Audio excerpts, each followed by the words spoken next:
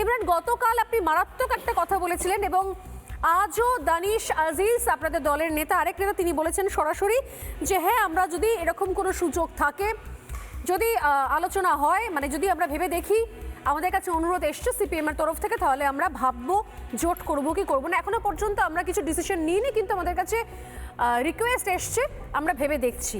আপনারা কি সত্যি ভেবে দেখছেন সিপিএম এর সঙ্গে জোট করা নিয়ে? সোনালী, আপনার অসংখ্য ধন্যবাদ, আপনি সময় দিয়েছেন আমাকে।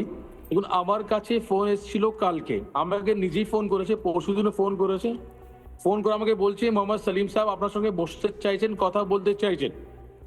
তো আমি বলেছিলাম আমি আছি এখন পশ্চিমবাংলা, আমাদের মালদা মুর্শিদাবাদ আমাদের যোগদান সভা চলছে, ওখানে আছি আমি। 3-4 দিন আপনি ডেটটা বার করুন, আমি নিশ্চয়ই দেখা করবো ওনার সঙ্গে।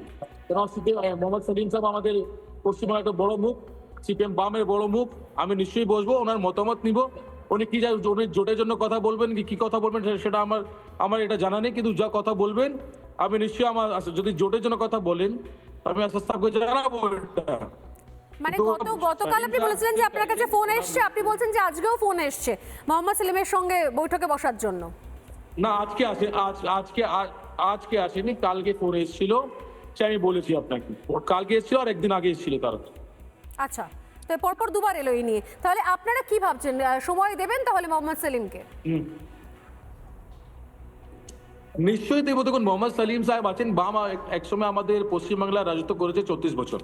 আমরা নিশ্চয়ই ওনার সঙ্গে দেখা করবো, ওনার কি মতামত আছে, উনি বড় নেতা, উনি কি বলতে চাইছেন আমি নিশ্চয়ই শুনবো ওনার কথা শুনে আবার বৈঠক করবো, নিশ্চয়ই করবো। কেন, যে ইউপি হুমায়ুন কবির সাহেব সঙ্গে বৈঠক হয়েছে ওনাদের, তো ওনার কি কথা বেরিয়ে এসছে, উনি মিডিয়াতে বলেছেন এখনো জোট হয়নি, কিন্তু আমার সঙ্গে হয়তো আমার দলের সঙ্গে কিছু জানতে চান উনি জোটের জন্য, তো সেটা যদি কথা হবে ইনশাআল্লাহ আমরা নিশ্চয়ই আমরা বসবো। উনি কি বলতে চাইছেন ওনার মতামত নিবার জন্য বসবো। বেশ, আপনি আমাদের সঙ্গে থাকুন ইমরান, আমি আপনার কাছে আসছি। আমি আসবো কিয়ার কাছে। কিয়া, কি বলবেন? দেখুন স্বর্ণালী, আমার দুটো গানের লাইন মনে পড়ে যাচ্ছে। মোহাম্মদ সেলিম তথা বামফ্রন্টের এই মুহূর্তে অবস্থা হচ্ছে, আমার পথ ধরে হাত ধরে তুমি চলো সখা, আমি যে পথ চিনি না। আর তার সঙ্গে একটা কথা বলতে চাই, যতই করো সঙ্গে নিয়ে মিম, পাবে তুমি ঘোড়ার ডিম। এটা হচ্ছে বামফ্রন্টের এখনকার অবস্থা। বামফ্রন্ট নিঃসন্দেহে তারা দীর্ঘ 3 দশক পশ্চিমবঙ্গে তারা রাজত্ব করেছেন। তারা পশ্চিমবঙ্গকে এগিয়ে নিয়ে যাওয়ার বদলে পিছিয়ে নিয়ে গেছেন।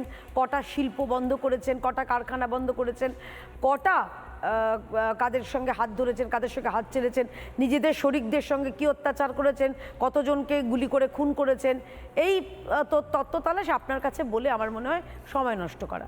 কিন্তু ইন্টারেস্টিং ব্যাপার হচ্ছে এই যে মোহাম্মদ সেলিম, তিনি এই রাতের অন্ধকারে চুপি চুপি হোটেলে গেলেন দেখা করতে হুমায়ুন কবিরের সঙ্গে।